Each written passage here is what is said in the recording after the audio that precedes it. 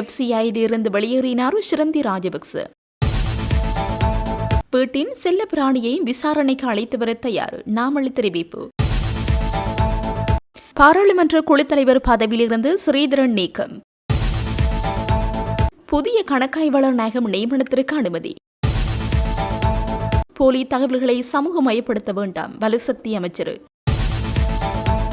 சிங்கள குடியேற்றத்திற்கு ஆதரவு தருவேன், ஆனால் அத்துமுறை குடியேற்றாதீர்கள், ராமநாதன் அர்ஜுனா தெரிவிப்பு. பாடசாலை அபிவிருத்தி உத்தியோகர்களுக்கு ஜனாதிபதி விடுத்த அழைப்பு. புலம்பெயர் தமிழர்களின் வாக்குறுதி நிறைவேற்றப்படுகிறது, மனோஜ் கமகே தெரிவிப்பு. அமைச்சின் வளாகத்தில் கத்தி கூச்சலிட்ட அர்ஜுனா. விசாரணைக்கு சிறிலிய அடையாள அட்டை எடுத்துச் செல்லாத சிரந்தி. 6ஆம் தரத்திற்கான எந்த ஒரு மொடியூலும் நீக்கப்படவில்லை, ஹரிணி அமரசூரிய தெரிவிப்பு. வீடுகளை வாடகைக்கு எடுப்பதில் ஈடுபட்டுள்ள தனிநபர்கள் அல்லது வணிகங்களுக்கு எந்த தீங்கும் ஏற்படாது, நீதியமைச்சர். சுதந்திர தினத்தை கரிநாளாக அனுஷ்டிப்பதற்கு ஆதரவு. போராட்டத்தை காரணமாக வைத்து பழிவாங்கும் பிரதியமைச்சர். வவுனியா வடக்கு பிரதேச சபை தவிசாளர் குற்றச்சாட்டு.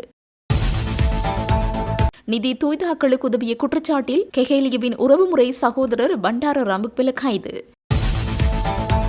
இலங்கை கடலில் கைதான இந்திய மீனவர்களுக்கு கடூழிய சிறை.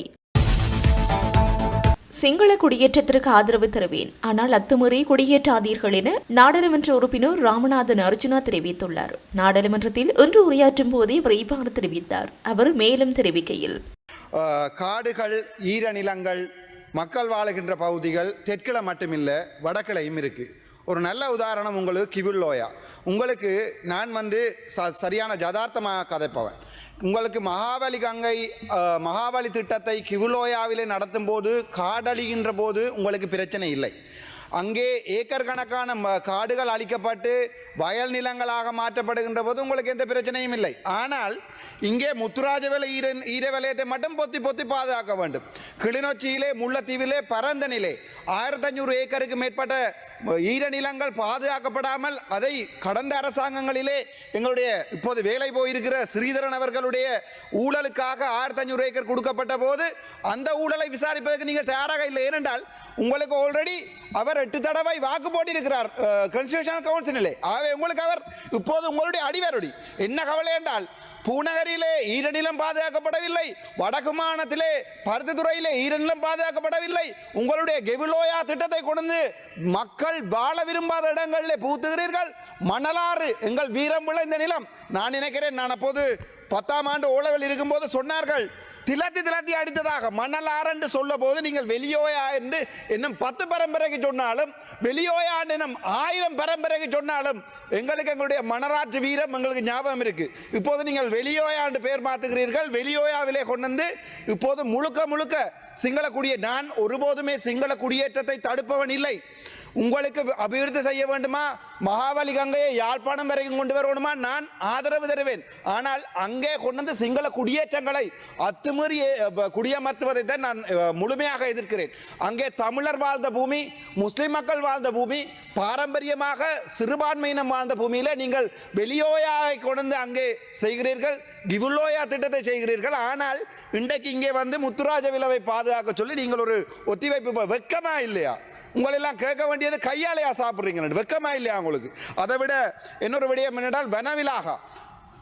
கிளிநொச்சியிலே, முல்லைத்தீவிலே, மன்னாரிலே இருக்கிற மக்கள் இந்த வனவிலாகாவால் இவ்வளவு கஷ்டப்படுகிறார்கள். மக்கள் வாழுகின்ற நிலங்கள், வயல்களுக்குள்ள கொண்டே கல்லை வைக்கிறார்கள். கல்லை வைத்து போட்டு அது வனவிலாக அடையாளப்படுத்துகிறார்கள். உங்களுக்கு அதை பற்றி கதைக்க வக்கில்லை. அங்கே வாக்கு போட்ட மக்களுக்கு ஒரு விடயம் செய்ய வக்கில்லை. யாழ்ப்பாணம் வருவதும் புக்கை சாப்பிடுவதும் என் வெக்கமா இல்லையா உங்களுக்கு? ஒரு சில விடயத்தை நான் சொல்லணும் ஆசைப்படுறேன். உங்களுக்கு என்னடால்,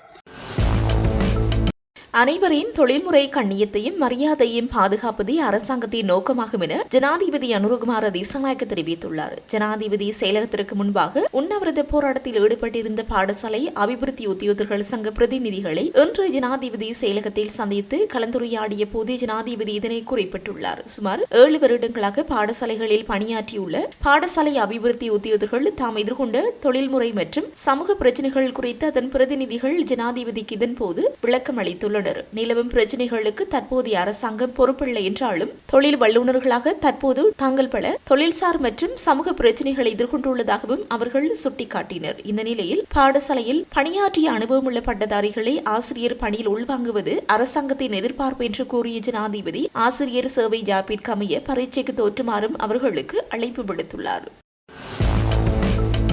முன்னாள் ஜனாதிபதி மஹிந்த ராஜபக்சவின் மனைவி சிரந்தி ராஜபக்ச 4 மணித்தியாலங்களுக்கும் அதிக நேரம் வாக்குமூலம் வழங்கிய பின்னர் போலீஸ் நிதி மோசடி விசாரணை பிரிவிலிருந்து வெளியேறியுள்ளார். முன்னெடுக்கப்பட்டு வரும் பல விசாரணைகள் தொடர்பில் வாக்குமூலம் வழங்குவதற்காக முன்னாள் ஜனாதிபதியின் மனைவி சிரந்தி ராஜபக்ச இன்றைய தினம் காலை 9:30 மணியளவில் நிதி மோசடி விசாரணை பிரிவிற்கு வருகை தந்திருந்தார். மஹிந்த ராஜபக்ச ஜனாதிபதியாக பதவி வகித்த காலத்தில் சிரந்தி ராஜபக்ச மேலும் இருவருடன் இணைந்து கூட்டு வங்கிக் கணக்காக பேணி வந்த சிறிலிய கணக்கினூடாக இடம்பெற்றதாக கூறப்படும் நிதி மோசடிகள் தொடர்பான விசாரணைகளுக்காகவே அவர் இன்று நிதி மோசடி விசாரணை பிரிவிற்கு அழைக்கப்பட்டிருந்தார். சிரந்தி ராஜபக்ச கடந்த ஜனவரி 27ஆம் தேதியும் வாக்குமூலம் வழங்குவதற்காக அழைக்கப்பட்டிருந்த போதிலும் அன்றைய தினம் அவர் சமூகம் அளிக்கவில்லை என்பதுடன் வேறொரு தினத்தை கோரியிருந்தார். அதற்கமைய அவர் இன்றைய தினம் அழைக்கப்பட்டிருந்தார். சிரந்தி ராஜபக்ச போலீஸ் நிதி மோசடி விசாரணை பிரிவிலிருந்து வெளியேறிய போது ஸ்ரீலங்கா பொதுஜன பெரமுனவிற்கு ஆதரவான பெருமளவானோர் அங்கு குழுமியிருந்தனர். சிரந்தி ராஜபக்சவின் அடையாள அட்டை தொடர்பில் இன்றைய நாடாளுமன்ற அமர்வில் சில கருத்துக்கள் முன்வைக்கப்பட்டன. இது தொடர்பில் சபை முதல்வர் விமல் ரத்நாயக்க இன்று சில கருத்துக்களை முன்வைத்திருந்தார். இதன்போது கருத்து தெரிவித்த அவர், சபாநாயகரே, இன்று சிரந்தி ராஜபக்ச நிதி மோசடி விசாரணை பிரிவில் முன்னிலையாக இருந்தார். நாம் சாதாரணமாக காவல்துறைக்கு சென்றாலே நமது ஆள் அடையாள அட்டையை கொண்டு செல்வோம். இவ்வாறான விடயங்கள் தொடர்பில் ஆளும் கட்சி உறுப்பினர் சுசந்த தொடவத்த கதைத்திருந்தார். எனக்கு ஒரு சந்தேகம் உள்ளது. FCIDக்கு செல்லும் போது அடையாள அட்டை எடுத்துச் செல்ல வேண்டுமா என்று கேள்வியுள்ளது. சட்டத்தரணி என்ற ரீதியில் அவரிடம் இது தொடர்பில் சில விளக்கங்களை கேட்க விரும்புகிறேன் என்றார். இதன்போது கருத்து தெரிவித்த ஆளும் கட்சியின் உறுப்பினர் தொடவத்த, சபாநாயகரே, குற்றப்புலனாய்வு திணைக்களத்திற்கோ அல்லது நிதி மோசடி விசாரணை பிரிவிற்கோ செல்லும் போது தனது உண்மையான அடையாள அட்டையை கொண்டு செல்வது கட்டாயமாகும். நாம் நமது அடையாள அட்டையை வழங்கியே அதற்குள் செல்வதற்கான அனுமதியை பெற வேண்டும். சபாநாயகரே, குற்றப்புலனாய்வு திணைக்களத்திற்கோ அல்லது நிதி மோசடி விசாரணை பிரிவிற்கோ செல்லும் போது தனது உண்மையான அடையாள அட்டையை கொண்டு செல்வது கட்டாயமாகும். நமது அடையாள அட்டையை வழங்கியே அதற்குள் செல்வதற்கான அனுமதியை பெற வேண்டும். இங்கு சிறிலிய தொடர்பான முறைப்பாடு விசாரணை இடம்பெறுகிறது. ஆக சிறிலிய தொடர்பான ஆவணங்களுடன் சிறிலியவுக்கு பயன்படுத்திய அடையாள அட்டையும் சமர்ப்பிக்க கோரியிருந்தால் சில வேளைகளில் சிரந்தி ராஜபக்ச அந்த அடையாள அட்டையை சமர்ப்பித்திருக்க கூடும் என கிண்டலாக பதில் வழங்கியிருந்தார்.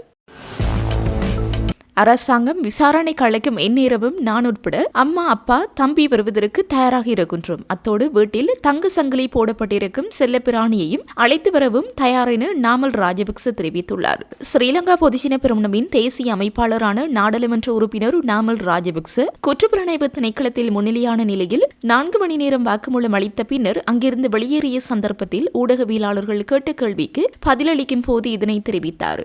தொடர்ந்தும் தெரிவித்த அவர், கடந்த காலங்களில் என்னால் அச்சடிக்கப்பட்ட படங்கள் மற்றும் கல்வி கருத்தரங்கள் தொடர்பில் விசாரித்தனர். கட்சி கூட்டங்களில் எடுத்துக்கொண்ட படங்களில் உள்ளவர்கள் தொடர்பில் கேட்டனர். அதற்கான அனைத்து விவரங்களையும் தெரிவித்தேன். திட்டமிட்ட குற்றச்செயல்கள் கட்டுப்படுத்தப்பட வேண்டும். ஆனால் அரசாங்கத்திற்கு சார்பானவர்களை பாதுகாப்பது ஏற்றுக்கொள்ள முடியாது. முடியுள் மோசடி மற்றும் நிலக்கரி மோசடிகளை மறைப்பதற்கு எங்களை கொண்டு வந்து ஒன்றும் நடக்கப் போவதில்லை. இதற்கு பயந்து நாங்கள் வாய்மூடி இருக்கப் போவதில்லை.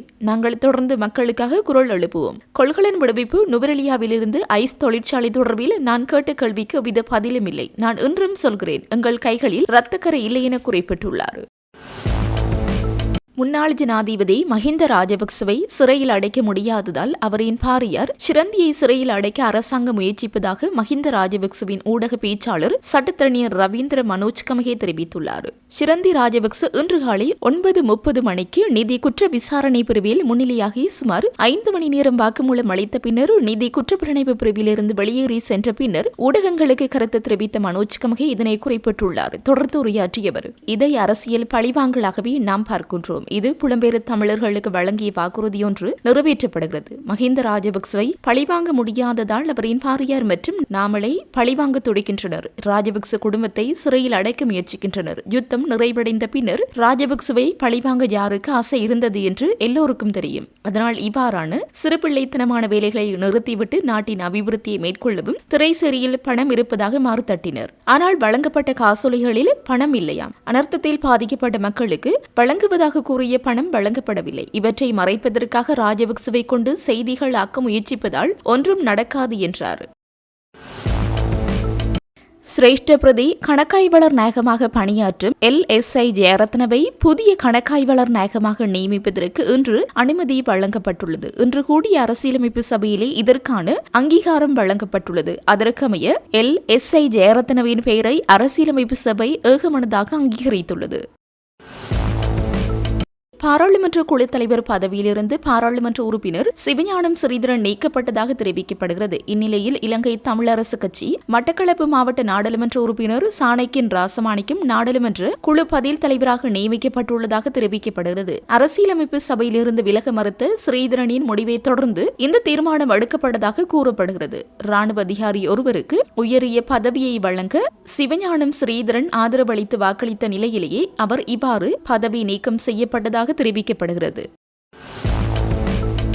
புதிய கல்வி சீர்திருத்தங்களின் கீழ் 6ஆம் தரத்திற்காக அறிமுகப்படுத்தப்பட்ட எந்த ஒரு பாடத்தொகுதிகளும் நீக்கப்படவில்லை என பிரதமர் கலாநிதி ஹரிணி அமரசூரிய தெரிவித்துள்ளார். இன்று பாராளுமன்றத்தில் பாராளுமன்ற உறுப்பினர் நளின் பண்டார் எழுப்பிய கேள்வி ஒன்றுக்கு பதிலளிக்கும் போதே பிரதமர் இது தொடர்பாக தெரிவித்தார். இந்த சீர்திருத்தங்களை அடுத்த ஆண்டிலிருந்து நடைமுறைப்படுத்த அரசாங்கம் திட்டமிட்டுள்ளதாக அவர் சுட்டிக்காட்டினார். 6ஆம் தரத்தின் முதலாம் தவணைக்கான பாடத்தொகுதிகளே அச்சிடப்பட்டுள்ளன. அவற்றுள் எதனையும் நாம் நிராகரிக்கவுள்ளதோ நீக்கவோ இல்லை. 6ஆம் தரத்திற்கான திட்டத்தை 2027 ஆண்டில் நடைமுறைப்படுத்த முன்மொழிந்துள்ளோம். 2027 அதனை நடைமுறைப்படுத்தும் போது அவற்றை பயன்படுத்துவதற்கே நாம் திட்டமிட்டுள்ளோம். அதனை தற்போது நீக்கவோ அல்லது நஷ்டம் ஏற்படும் வகையிலான எந்த ஒரு தீர்மானத்தையும் நாம் எடுக்கவில்லை. 6ஆம் தரத்திற்கான பாடப்புத்தகங்களை நாம் ஏற்கனவே அச்சிட்டுள்ளோம். தற்போது களஞ்சிய சாலைகளில் உள்ளவற்றை விநியோகிக்க ஆரம்பித்துள்ளோம். பிப்ரவரி மாத நடுப்பகுதிக்குள் அனைத்து பாடப்புத்தகங்களையும் விநியோகிக்க தயாராக உள்ளோம். ஆசிரியர்கள் கற்பித்தல் பணிகளை ஆரம்பித்துள்ளனர். பழைய பாடத்திட்டம் நடைமுறையில் உள்ளதால் ஆசிரியர்களால் அவற்றை கற்பிக்க முடியும் என அவர் மேலும் தெரிவித்தார்.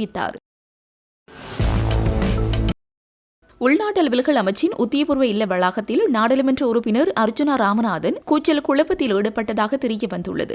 நார்கையின்பட்டியில் அமைந்துள்ள குறித்த வளாகத்தில் நேற்று அர்ஜுனா எம்பி அங்கிருந்த பாதுகாப்பு அதிகாரியுடன் கத்தி கூச்சலிட்டு அச்சுறுத்தியதாக முறைப்பாடு செய்யப்பட்டுள்ளது. தனது அடையாளத்தை வெளிப்படுத்தாமல் வாகனத்தில் வந்த எம்பி வளாகத்திற்குள் நுழைய முயன்றுள்ளார். ஆனால் வாகன நிறுத்துமிடத்தில் வாகனம் நிறுத்துவதற்கான இடம் இருக்கவில்லை. அதனால் அங்கிருந்த பாதுகாப்பு அதிகாரி நாடாளுமன்ற உறுப்பினரை கட்டிடத்தின் அருகே இறங்கி வாகனத்தை வெளியே அனுப்புமாறு அறிவுறுத்தியுள்ளார். வாகனத்தில் இருந்தவர் எம்பி என்று அடையாளம் காணாததால் பாதுகாப்பு அதிகாரி அவ்வாறு தெரிவித்துள்ளார். அதனால் கோபமடைந்த அர்ஜுனா எம்பியும் அவருடன் இருந்த பெண்ணும் அதிகாரியை கத்தி கூச்சலிட்டு மிரட்டியதாக தெரிவிக்கப்படுகிறது. வாகனத்திலிருந்து இறங்கிய அர்ஜுனா பாதுகாப்பு அதிகாரியின் கழுத்தை பிடித்து நான் ஒரு நாடாளுமன்ற உறுப்பினராக எந்த இடத்திற்கும் போக தனக்கு உரிமை உண்டு என்று கூறி அந்த அதிகாரியின் கையடக்க தொலைபேசியை தரையில் அடித்து நொறுக்கியுள்ளார். மற்ற அதிகாரிகள் தலையிட்டு நிலைமை கட்டுப்படுத்த முயன்ற போதிலும் நாடாளுமன்ற உறுப்பினர் தொடர்ந்து அநாகரிகமாக நடந்து கொண்டுள்ளார்.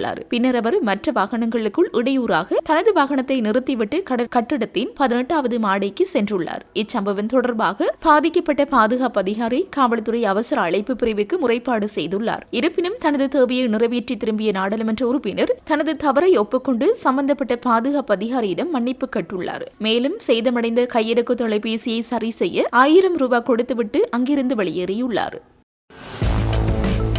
நாளைய தினம் நடைபெறவுள்ள இலங்கையின் சுதந்திர தினத்தை கரைநாளாக அனுஷ்டிக்குமாறு பல்கலைக்கழக மாணவர்கள் தமிழ் மக்களிடம் விடுத்துள்ள வேண்டுகோளுக்கு ஆதரவு தெரிவிப்பதாக தமிழரசு கட்சியின் பாராளுமன்ற உறுப்பினர் ஸ்ரீதரன் தெரிவித்துள்ளார். இன்று அவரது இல்லத்தில் இடம்பெற்ற ஊடக சந்திப்பில் கலந்து கொண்டு உரையாற்றும் போதே அவர் இதனை குறிப்பிட்டுள்ளார். இதன்போது மேலும் கருத்து தெரிவித்தவர் 1948 இலங்கை சுதந்திரம் பெற்றதாக கூறப்பட்டாலும் தமிழ் மக்களுக்கு இதுவரை உண்மையான சுதந்திரம் கிடைக்கவில்லை என்பதையும் தமிழர்களின் சுய நிர்ணய உரிமை கோரிக்கையை வலியுறுத்தி நாளைய தினத்தை அனுஷ்டிக்குமாறு பல்கலைக்கழக மாணவர்கள் கோரியுள்ளனர். குறிப்பாக கிளிநொச்சி மற்றும் மட்டக்களப்பில் நாளைய தினம் சுதந்திர தினத்திற்கு எதிரான வலுவான போராட்டங்கள் ஏற்பாடு செய்யப்பட்டுள்ளன. கடந்த காலங்களில் சுதந்திர தினத்திற்கு எதிர்ப்பு தெரிவித்தமைக்காக திருகோணமலையில் தமிழ் மக்கள் கொல்லப்பட்டமையும் 1989 கிளிநொச்சியில் சுதந்திர தினத்தை கொண்டாட முற்பட்ட ஈரோஸ் போராளிகள் 3 காணாமலாக்கப்பட்டுள்ளனர். தற்போதைய அனுர அரசாங்கம் கூட தமிழ் மக்களின் காணி விடுவிப்பு, அரசியல் கைதிகள் விடுதலை மற்றும் நிரந்தர அரசியல் தீர்வு போன்ற விடயங்களில் உரிய கரிசனை காட்டவில்லை என குற்றம் சாட்டப்பட்டது. இலங்கையின் தேசிய கொடி தமிழ் மக்களை அரவணைக்கவில்லை எனவும் தமிழர்களுக்கு இழைக்கப்பட்ட அநீதிகளை வெளிப்படுத்தும் வகையில் வர்த்தகர்கள் மற்றும் பொதுமக்கள் நாளைய தினத்தை துக்க நாளாகவும் கரை நாளாகவும் அனுஷ்டித்து மாணவர்களின் போராட்டத்திற்கு ஒத்துழைப்பு வழங்குமாறும் கோருகின்றோம் என்றார். சுதந்திர தினத்தை கருப்பு நாளாக அனுஷ்டிக்கும் போராட்டத்திற்கு டெலோ கட்சியும் ஆதரவு தெரிவிப்பதாக அந்த கட்சியின் யாழ்ப்பாண மாவட்ட அமைப்பாளர் சபா குகதாஸ் தெரிவித்துள்ளார். இன்றைய தினம் அவரது இல்லத்தில் நடைபெற்ற ஊடகவியலாளர் சந்திப்பில் கருத்து தெரிவிக்கையில் அவர் இவ்வாறு தெரிவித்தார். இதுகுறித்து அவர் மேலும் தெரிவிக்கையில், பிப்ரவரி 4 இலங்கையின் சுதந்திர தினம் என சொல்லப்படுகிறது. உண்மையிலேயே இலங்கை சுதந்திரம் அடைந்து 76 ஆண்டுகள் கடந்து கொண்டு இருந்தாலும் தமிழ் மக்களை பொறுத்தவரையில் சுதந்திரம் என்பது பேச்சளவில் பேசப்படுகின்ற ஒரு விடயமாகத்தான் பார்க்கப்படுகிறது. இலங்கை தீவில் சிங்கள மக்களுக்குத்தான் அந்த சுதந்திரம் கிடைக்கப்பெற்றது. ஏனைய இனங்களுக்கு அந்த சுதந்திர காற்று என்பது சரியாக கிடைக்கவில்லை. அடக்குமுறைகள் இருக்கின்ற இனமாகவே ஈழத் தமிழர்கள் தொடர்ந்தும் இருக்கின்றார்கள். சுதந்திர தினத்தை கரிநாளாக அனுஷ்டிக்கின்ற நோக்கமாக நாங்கள் தமிழ் மக்கள் என்ற வகையில் இதுவரை சுதந்திரத்தை அனுபவிக்கவில்லை என்ற விடயத்தையும் அனைவருக்கும் தெரிவிக்கவே முயல்கின்றோம். மாறி மாறி வந்த அரசாங்கங்கள் தமிழ் மக்களை நம்ப வைத்து தமது நிகழ்ச்சி நிரல்களை நடாத்திச் செல்வதே அவர்களுடைய நோக்கமாக இருக்கின்றது. அதேபோல அனுரு அரசும் இனவாதமற்று மதவாதமற்ற நாட்டை கட்டி எழுப்புவதாகவும் தங்களது ஆட்சியில் இனவாதம் மதவாதம் என்பதற்கு இடமில்லை என்ற வகையிலும் போலி பிரச்சாரங்களை செய்கின்றனர் என அவர் மேலும் தெரிவித்தார்.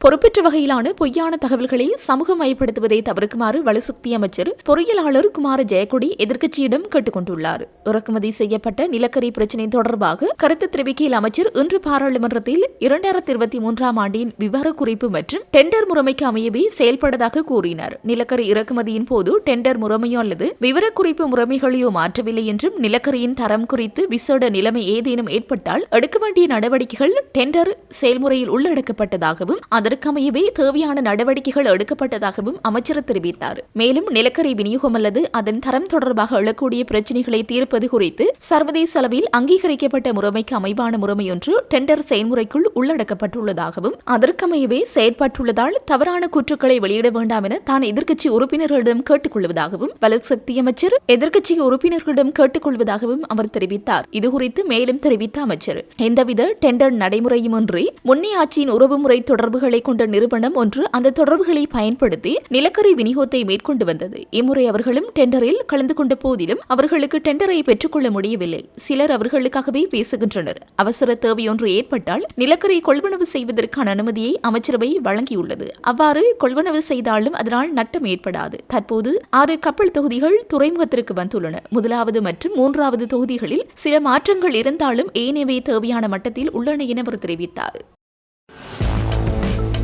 வாடகை சட்டத்தை ரத்து செய்வதற்கும் குடியிருப்பாளர்களை பாதுகாக்கும் சட்டத்தை அறிமுகப்படுத்துவதற்கும் முன்மொழியப்பட்ட மசோதாக்கள் வீடுகளை வாடகைக்கு எடுப்பதில் ஈடுபட்டுள்ள தனிநபர்கள் அல்லது வணிகங்களுக்கு எந்த தீங்கும் ஏற்படாது என்று நீதி மற்றும் தேசிய ஒருங்கிணைப்பு அமைச்சர் வழக்கறிஞர் ஹர்சன நாணயக்கார இன்று நாடாளுமன்றத்தில் தெரிவித்தார். முன்மொழியப்பட்ட சட்டம் குறித்து எழுப்பப்பட்ட கவலைகளை நிவர்த்தி செய்த அமைச்சர் 2 மசோதாக்களும் நிபுணர்கள் குழுவால் தயாரிக்கப்பட்டு சமர்ப்பிக்கப்படுவதற்கு முன்பு உரிய சட்ட மற்றும் நடைமுறைகளை பின்பற்றியதாக தெரிவித்தார். 2 வரைவு மசோதாக்களும் பிப்ரவரி 18, 2025 அன்று வர்த்தமானியில் வெளியிடப்பட்டதாகவும் பின்னர் நவம்பர் 4, 2025 முதல் ஜனவரி 15, 2026 வரை பொதுமக்களின் ஆலோசனைக்காக திறக்கப்பட்டதாகவும் அவர் தெரிவித்தார். இந்த காலகட்டத்தில் வரைவு சட்டங்கள் பொதுமக்களின் கருத்துக்களை வரவேற்க அமைச்சின் அதிகாரப்பூர்வ வலைதளத்திலும் சிங்களம், தமிழ் மற்றும் ஆங்கில செய்தித்தாள்களிலும் வெளியிடப்பட்டன. ஆரம்ப ஆலோசனை காலத்தில் 2 முறையான சமர்ப்பிப்புகள் மட்டுமே புறப்பட்டதாக அமைச்சர் தெரிவித்தார். முன்மொழியப்பட்ட சட்டங்கள் ரகசியமாக அறிமுகப்படுத்தப்படவில்லை என்பதை வலியுறுத்தினார். இது பின்வாசல் வழியாக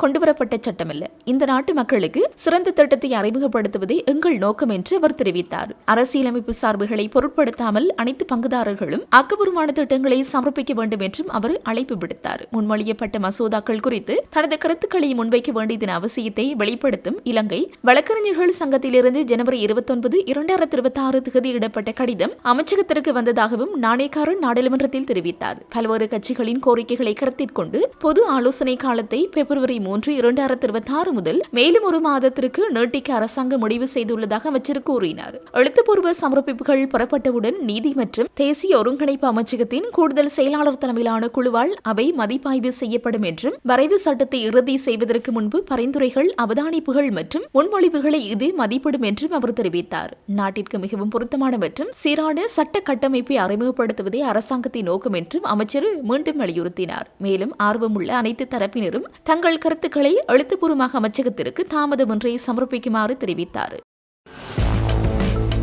பிரபல திரை நட்சத்திரம் ஹேமால் ரணசிங்க கைது செய்யப்பட்டமைக்கான உண்மையான காரணத்தை வெள்ளவத்தை போலீசார் ஊடகங்களுக்கு உத்தியபூர்வமாக அறிவித்துள்ளனர். கடந்த ஜனவரி மாதம் 8ஆம் தேதி வெள்ளவத்தை ஹாவ்லாக் சிட்டி வணிக வளாகத்தில் அமைந்துள்ள திரையரங்கிற்கு முன்னால் நடைபெற்ற புதிய திரைப்படம் ஒன்றின் ஆரம்ப விழாவின் போது அங்கிருந்த விளம்பர நிறுவன கலைஞர் ஒருவரை தாக்கியதாக ஹேமால் ரணசிங்க மீது முறைப்பாடு செய்யப்பட்டிருந்தது. இந்த சம்பவம் தொடர்பில் விசாரணைகளுக்காக போலீஸ் நிலையத்திற்கு சமூகம் அளிக்குமாறு அவருக்கு பலமுறை அறிவிக்கப்பட்ட போதிலும் அதனை அவர் தவிர்த்து வந்துள்ளார். இந்நிலையில் இன்று அவர் தனது சட்டத்தரணி ஊடாக வெள்ளவத்தை போலீஸ் நிலையத்தில் முன்னிலையான போது போலீசாரால் கைது செய்யப்பட்டார். இச்சம்பவம் தொடர்பான சிசிடிவி காணொலி ஆதாரங்களை போலீசார் ஏற்கனவே கைப்பற்றி கல்கிசை நீதவான் நீதிமன்றத்தில் சமர்ப்பித்துள்ளதுடன் மேலதிக விசாரணை அறிக்கைகளுடன் சந்தேக நபரான நடிகர் ஹேமால் ரணசிங்க இன்றைய தினமே நீதிமன்றத்தில் ஆஜர்படுத்தப்பட்ட பின்னர் விடுவிக்கப்பட்டார். முன்னாள் அமைச்சர் கெஹலிய ரம்புக்வெலவின் உறவினர் பண்டார ரம்புக்வெல பணமோசடி குற்றச்சாட்டில் கைது செய்யப்பட்டுள்ளார். பண்டார ரம்புக்வெலவ் இன்று அவரது வீட்டில் வைத்து கைது செய்யப்பட்டுள்ளார். முன்னாள் அமைச்சர் கெஹலிய ரம்புக்வெலவின் உறவினரான பண்டார ரம்புக்வெல லஞ்ச அல்லது ஊழல் குற்றச்சாட்டுகளை விசாரணை செய்யும் ஆணைக்குழுவின் அதிகாரிகளினால் கைது செய்யப்பட்டுள்ளார். பணச்செலவை குற்றச்சாட்டின் கீழிலேயே இந்த கைது நடவடிக்கை மேற்கொள்ளப்பட்டதாக தெரிவிக்கப்படுகிறது. கிவிலோயா திட்டத்தை நிறுத்த கோரி நேற்றைய தினம் இடம்பெற்ற போராட்டத்திற்கு பழிவாங்கும் விதமாக பிரதியமைச்சர் உபாலி சமரசிங்க செயற்படுவதாக வவுனியா வடக்கு பிரதேச சபையின் தவிசாளர் கிருஷ்ணவேணி குற்றம் சாட்டியுள்ளார். இது தொடர்பாக வவுனியாவில் இன்று ஊடகங்களுக்கு கருத்து தெரிவித்த அவர், கிவிலோயா திட்டம் தமிழ் மக்களுக்கு வேண்டாம் என்று எமது மக்கள் அனைவரும் ஒன்று திரண்டு நேற்றைய தினம் போராட்டத்தினை முன்னெடுத்திருந்தோம். அந்த போராட்டத்தின் விளைவாக எனக்கு இன்று அரசு தரப்பால் அநீதி இழைக்கப்பட்டுள்ளது. அந்த வகையில் இன்றைய தினம் வெளியோயா என மாற்றப்பட்ட மணலாறு பிரதேச செயலகத்தின் ஒருங்கிணைப்பு குழு கூட்டம் இடம்பெற்றது. அதில் நான் கலந்து கொள்வதற்காக சென்றிருந்தேன். அந்த கூட்டத்தில் எனக்கு வளமையாக ஒதுக்கப்படும் இடத்தில் அமர்வதற்கு நான் சென்ற போது அங்கு அமர வேண்டாம் என ஒருங்கிணைப்பு குழு தலைவர் உபாலி சமரசிங்க தெரிவித்திருந்தார். அது தொடர்பாக நான் அவரிடம் விளக்கம் கேட்டபோது இதுவே நடைமுறை என கூறினார். வளமையாக கூட்டம் இடம்பெறும் போது எனக்கு வழங்கப்பட்டு வந்த இடத்திலேயே நான் அமரச் சென்றேன். அத்துடன் கூட்டம் ஆரம்பிக்கும் முன்னரே தமிழ் மொழிபெயர்ப்பு தேவை என்பதை பிரதேச செயலாளரிடம் வலியுறுத்தியிருந்தேன். ஆனால் அந்த விடயம் கவனத்தில் கொள்ளப்படவில்லை. எனவே என்னை அவமதிக்கும் நோக்கிலேயே இவ்வாறான செயற்பாட்டை மேற்கொள்கிறீர்கள் என ஒருங்கிணைப்பு குழுவின் கவனத்திற்கு கொண்டு வந்திருந்தேன். மக்களின் பிரச்சினைகளை அறிவதற்காக இந்த கூட்டத்தில் கலந்து கொள்ள சென்றபோது மக்கள் பிரதிநிதி என்று பாராமல் அவர்கள் அவமதித்துள்ளனர். இதனால் இக்கூட்டத்தில் இருந்து நான் வெளிநடப்பு செய்வதாக அறிவித்துவிட்டு வெளியேறிவிட்டேன். ஒரு அநீதியான பழிவாங்கும் செயற்பாடு. நாங்கள் மக்களால் தெரிவு செய்யப்பட்டவர்கள். எமக்கு இந்த கதிரை முக்கியமல்ல. நேற்று இடம்பெற்ற மக்கள் போராட்டத்தின் விளைவே எனக்கான இருப்பிடம் மறுக்கப்பட்டதற்கான காரணமாக உள்ளது. ஆனால் என்ன நடந்தாலும் கிபிலோயா திட்டம் நிறுத்தப்படும் வரை எமது குரல்கள் ஓங்கி ஒலிக்கும். எங்களது எதிர்ப்பை தொடர்ச்சியாக நாங்கள் காட்டுவோம். எமது மண்ணுக்காகவும் மக்களுக்காகவும் தொடர்ச்சியாக குரல் கொடுப்போம் என்றார். இலங்கை கடற்பரப்பில் அத்துமீறி மீன்பிடியில் ஈடுபட்ட குற்றச்சாட்டில் கைதான மீனவர்களுள் படகோட்டிகளான 3 6 மாத கடூழிய சிறை தண்டனையும் 4 மில்லியன் ரூபாய் அபராதமும் நீதிமன்றத்தினால் தீர்ப்பு அளிக்கப்பட்டுள்ளது. இதனை செலுத்த தவறின் 3 மாத காலம் சிறை தண்டனை அனுபவிக்க நேரிடும் என அந்த தீர்ப்பில் குறிப்பிடப்பட்டுள்ளது. சந்தேக நபர்கள் இன்று ஊர்காவற்றுறை நீதவான் நீதிமன்றத்தில் முன்னிலைப்படுத்தப்பட்ட போதே நீதவான் இந்த உத்தரவை வழங்கியுள்ளார். கடந்த டிசம்பர் மாதம் 28ஆம் தேதியும் ஜனவரி மாதம் 3ஆம் தேதியும் நெடுந்தீவு கடற்பரப்பில் கைதான மீனவர்களுக்கு இந்த தீர்ப்பு வழங்கப்பட்டுள்ளது. அதே நேரம் டிசம்பர் 28ஆம் தேதி கைதான 3 இருவருக்கு 2 வருடங்கள் ஒத்திவைக்கப்பட்ட 10 வருட சிறை தண்டனையும், ஜனவரி மாதம் 3ஆம் தேதி கைதான 9 பேரில் 7 பேருக்கு 10 வருடங்கள் ஒத்திவைக்கப்பட்ட 1 வருட சிறை தண்டனையும் அறிவிக்கப்பட்டுள்ளது. இதேவேளை நெடுந்தீவு மற்றும் காரைநகர் கடற்பரப்புகளில் ஜனவரி 20ஆம் தேதி கைதான 7 இந்திய மீனவர்களையும் எதிர்வரும் 17ஆம் தேதி வரை மீண்டும் விளக்கமறியலில் வைக்குமாறு உத்தரவிடப்பட்டுள்ளது. அத்துடன் ஜனவரி 2ஆம் தேதி கைதான 11 இந்திய மீனவர்களையும் இம்மாதம் 13ஆம் தேதி வரை மீண்டும் விளக்கமறியலில் வைக்குமாறு ஊர்காவற்றுறை நீதவான் உத்தரவிட்டுள்ளார்.